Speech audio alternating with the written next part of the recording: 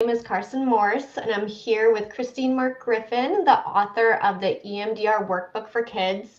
It is release day here at Pesci Publishing. We've just been so excited to work with Christine on this new book. Christine, why don't you give us a little background about who you are and what kind of kids you treat? Yeah. So my name is Christine. I am a licensed clinical social worker, and I have my own private practice here in San Francisco. I specialize in working with children who have experienced trauma and also expecting and new moms.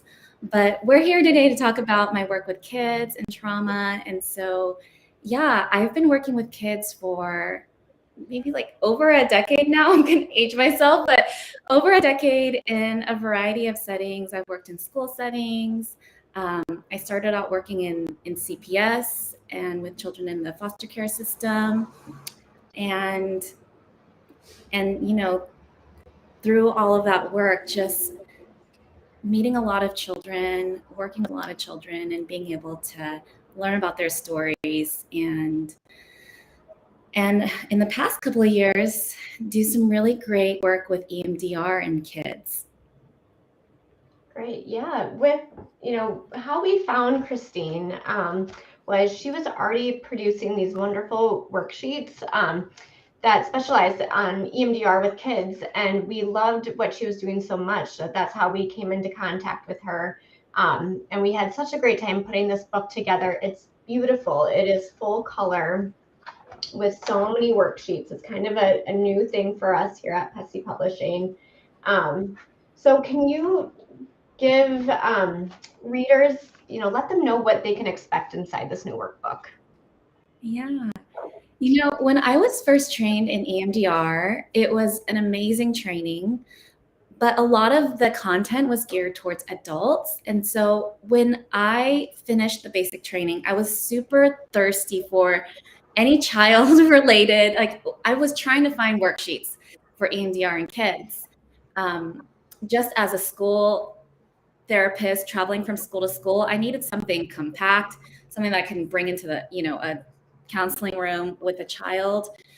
And I couldn't find any, or I didn't find great ones at the time. So I decided I was going to create my own, and it just unlocked a completely different part of my brain. I started creating worksheets, and at the time, my consultant had recommended that I post it, share it, make it available to other therapists. So that's how I started my little Etsy shop and created some digital downloads. It was perfect timing with the pandemic, unfortunately, when everything shut down and the whole world went virtual and digital. So it was a really great time to just have colorful worksheets that were just PDF format that people could download. But yeah, what you can expect, it is a child-friendly worksheet. It's written for the child to do. So if the child were to pick up this book, they would be able to read it themselves, of course, with the assistance of a grown-up, their EMDR therapist. And it's really written for the child and through the eyes of a child. So that was my goal, to make it super child-friendly and colorful and approachable, easy to understand. EMDR is a really complex therapy, and so it's also a great tool for EMDR therapists to use as a psychoeducation tool to help parents and their caregivers, parents and their kids learn about EMDR. Right. And to back it up a little bit, why, I feel like using EMDR with kids is maybe a little bit of a newer thing in the therapy world. So why have you, started really utilizing EMDR with kids? Why is it the go-to treatment for kids with trauma? Well, there's a ton of research about the effectiveness of EMDR on adults. And I think with anything in most therapies, the children and research for children come later, but there is a lot of research that shows the effectiveness of EMDR for children. Of course, we have to have some considerations for children and doing EMDR to adapt it so that it's effective for kids. But research shows that it works. It's super effective. And for me, as a therapist working with so many children who just display complex trauma, I was doing it all. I was doing CBT, I was doing trauma-focused CBT, I was doing just all of these other modalities. And it wasn't until really when I discovered EMDR that I felt like this is magic. Something is different about this type of therapy. This is actually working for kids. Kids were actually getting better, and actually pretty quickly. I have teachers who would come to my office and parents who would call me and they would ask me, what are you doing in therapy session with my child? With this child, they're making so many improvements. And that was just, it was so rewarding. And it just validated like me wanting to make more worksheets and change them and update them to just keep doing this modality with kids. That's great. Yeah. I've worked with a lot of therapists, authors like yourself, and one of the biggest challenges that you have with working with children is, of course, working with the parents. So can you shed some light on some good insights on how to engage parents better in therapy, whether using EMDR or not? What are some good tips? Yeah. I think for working with parents and working with children, really being able to slow down and learn the story for the child and their parents. It is super common for childhood trauma to occur. And so a lot of the parents that we work with now, they're still carrying a lot of those wounds. And so when I am looking at a child and their whole family system, I need to understand and take the approach that, what, trauma has affected this child and this whole family system at large. And whether it's the trauma that just happened to the child or trauma that happened to the parent, it's going to change the way you interact with someone. Being able to just look at them as a person and saying, hey, you're a parent, you're doing the best you can. I get it. Let's work together as a team with you and I and with your child, teaming with your child to figure out a good plan and figure out a good way to all work together and find a path towards healing. Yeah. Thank you. Yeah. We just had a question come in. Someone who is doing a literature review at the movement on EMDR in children with severe learning disabilities. Do you have any insights or information on this topic? Oh, I love this question. I think for movement and children, we have to remember that children's language is play. And if you think about a child, they're moving, they're playing, they're running, they're playing tag and climbing on monkey bars.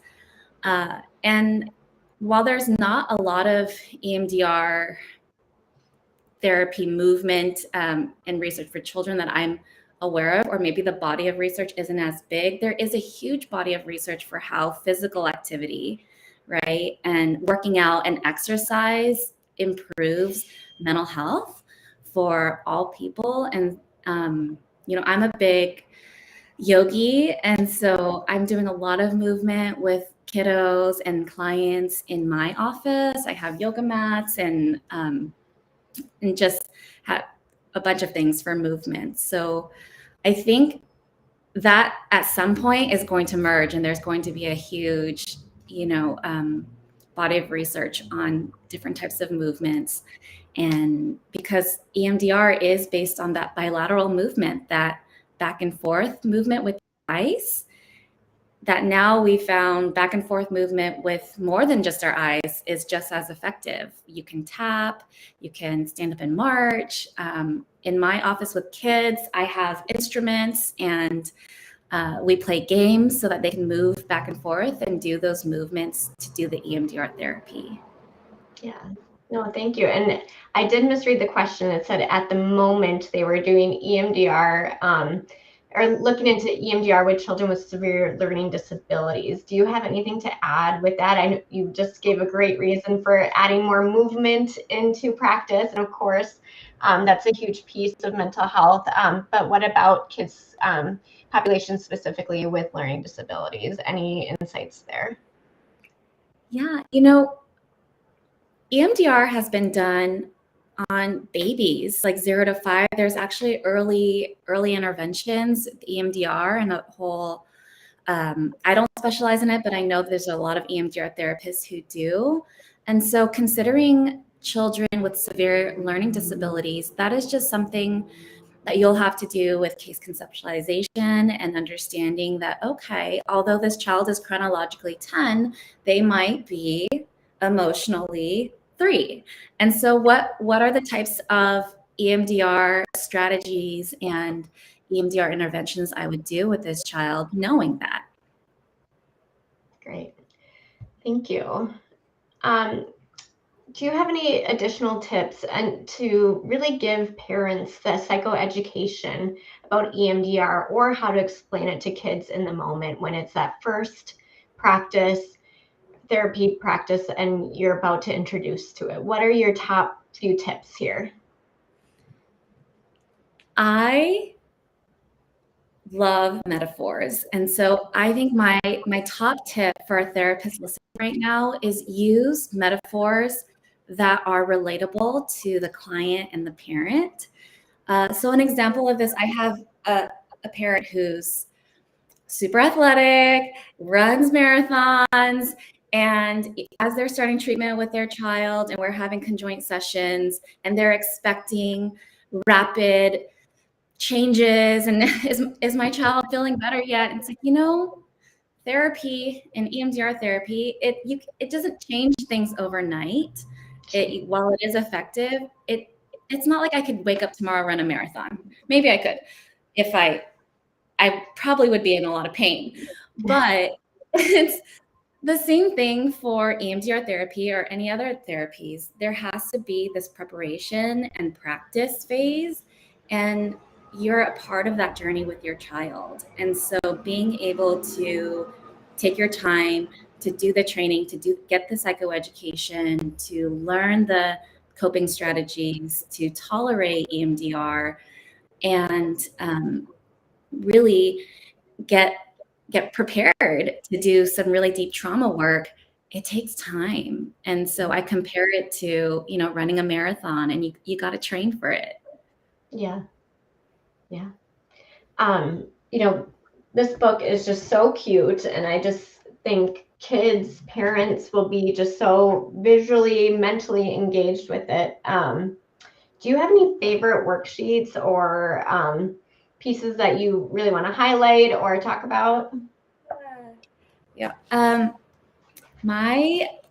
have so many favorites, but my favorite section is my the SUD scale, so the subjective units of disturbance, for those of you who are EMDR therapists. So here is like a standard SUD and VOC scale.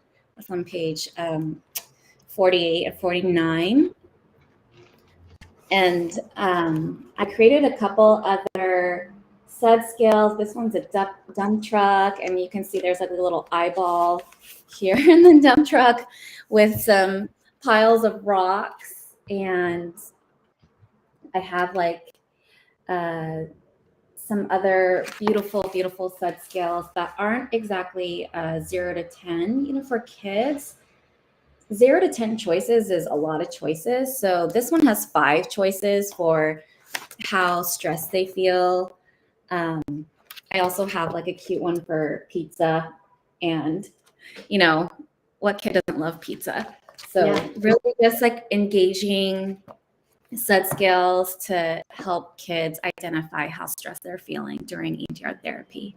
Mm-hmm. Yeah, I think this book is going to be so useful.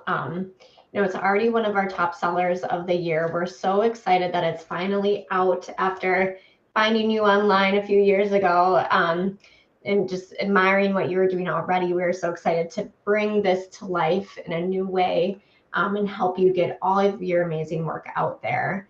For those of you interested, you can go ahead and find it on Amazon, on Pessy, online at Target, Barnes & Noble. So go ahead, search out there. It is on sale on Amazon right now, so you can go ahead and get it there and get it quickly.